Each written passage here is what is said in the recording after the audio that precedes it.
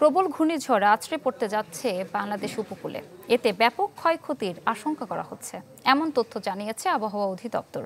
বঙ্গোপসাগরে সৃষ্ট নিম্নচাপটি গভীর নিম্নচাপে পরিণত হবার পর কাল দুপুর নাগাদ পরিণত হতে পারে ঘূর্ণিঝড়ে। পরদিন সন্ধ্যা নাগাদ অতিক্রম করতে পারে বাংলাদেশ উপকূল। ওমানের দেয়া নাম রেমাল, যার অর্থ বালু। বঙ্গোপসাগরে ঘূর্ণিঝড় তৈরি হলে এর নাম হবে এটি। বঙ্গোপসাগরে সৃষ্ট হওয়া লঘুচাপ এরই মধ্যে নিম্নচাপে পরিণত হয়েছে। এরপর পরিণত হবে গভীর নিম্নচাপে, আর শনিবার দুপুর নাগাদ এটি পরিণত হবে ঘূর্ণিঝড়ে। এখন পর্যন্ত নিম্নচাপটির কেন্দ্রে গতিপথ বাংলাদেশের উপকূলের দিকে, যা অগ্রসর হচ্ছে।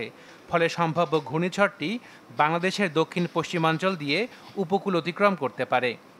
কালকে দুপুরের মধ্যে এটা ঘূর্ণিঝড়ের রূপ নেবে, পরবর্তীতে এটা আরও ঘনীভূত হবে এবং এখন পর্যন্ত যে গতিপথ আছে এটা বাংলাদেশের দক্ষিণ পশ্চিমাঞ্চল অর্থাৎ পশ্চিমবঙ্গ এবং বাংলাদেশের দক্ষিণ পশ্চিমাঞ্চল দিয়ে উপকূল অতিক্রম করার সম্ভাবনা রয়েছে।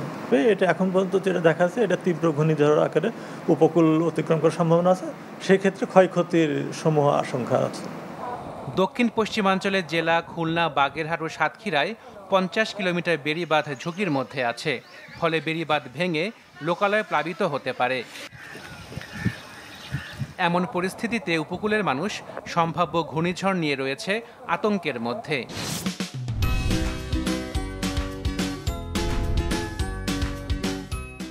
ঝড় আসলে আমরা তো যে মেঘ করে সামনে আমরা বুঝি যে এই ঝড় আসবে না, কিংবা বাতাস আসবে না, কিংবা বর্ষা আসবে না, তা আমরা সামনে বয়তে ঘরের ভিতরে যাই। ঝড় যদি আসে আমরা আতঙ্ক আছে। আমপানেও তেমন কিছু পাইনি, আমরা কোনো আশ্রয় কেন্দ্র যেতে পারিনি।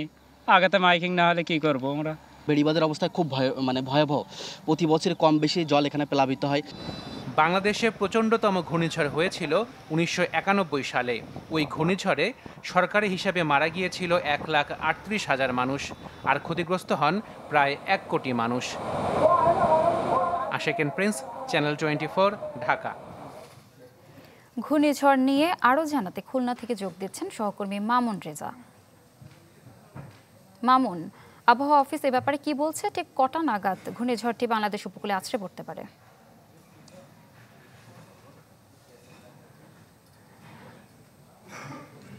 ইপসিতা, খুলনা আবহাওয়া অফিস আসলে এই বিষয়ে বিস্তারিত কিছু বলতে পারে না। তারা নির্ভর করে ঢাকা কেন্দ্রীয় যে আবহাওয়া অফিস তার উপর। তবে সম্ভাব্য ঘূর্ণিঝড় মোকাবেলার জন্য খুলনা জেলা প্রশাসন গত 19 মে প্রস্তুতি সভা করেছে এবং সেখানে বিভিন্ন সিদ্ধান্ত নেওয়া হয়েছে। এর মধ্যে রয়েছে যে খুলনায় যে সাইক্লোন শেল্টারগুলো রয়েছে, 604টি সাইক্লোন শেল্টার, এগুলো প্রস্তুত রাখা হয়েছে। সেই সাইক্লোন শেল্টারগুলোতে 3,15,180 জন মানুষ আশ্রয় নিতে পারবে।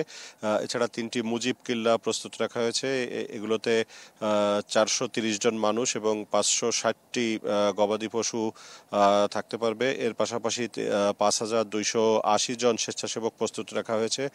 9টি উপজেলা নির্বাহী কর্মকর্তাকে সতর্ক থাকার জন্য নির্দেশনা দেওয়া হয়েছে।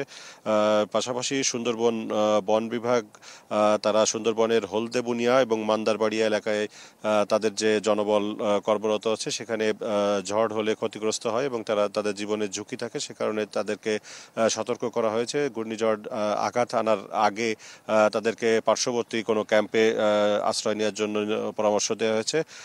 খুলনার পাশাপাশি বাগেরহাটের 446টি এবং সাতক্ষীরার 400টি সাইক্লোন শেল্টার প্রস্তুত রাখা হয়েছে। সেই সঙ্গে সাতক্ষীরায় প্রায় 5,000-এর মতো স্বেচ্ছাসেবক তারা প্রস্তুত রয়েছেন। তবে সম্ভাব্য ঘূর্ণিঝড় নিয়ে খুলনা, বাগেরহাট এবং সাতক্ষীরায় কিছুটা উদ্বেগ উৎকণ্ঠা রয়েছে, কারণ এই 3 জেলায় প্রায় 150 কিলোমিটার বেড়িবাঁধ ঝুঁকিপূর্ণ অবস্থায় রয়েছে। এর মধ্যে খুলনায় প্রায় 22 কিলোমিটার, সাতক্ষীরায় 13 কিলোমিটার এবং বাগেরহাটে 15 কিলোমিটার বেড়িবাঁধ ঝুঁকিপূর্ণ অবস্থায় রয়েছে। পানি উন্নয়ন বোর্ডের কর্মকর্তাদের সাথে আমরা কথা বলেছি। তারা বলেছেন যে গত 2-3 দিন ধরে তারা বেড়িবাঁধ সংস্কারের কাজ করছেন, এখনও কাজ চলছে। তারা চেষ্টা করছেন যে যতটা পারা যায় বেড়িবাঁধকে ঝুঁকিমুক্ত করার জন্য। ইপসিতা। মামুন, ধন্যবাদ আপনাকে। দর্শক, খুলনা থেকে যুক্ত হয়ে ঘূর্ণিঝড় রেমাল নিয়ে সবশেষ জানাচ্ছিলেন আমাদের সহকর্মী মামুন রেজা।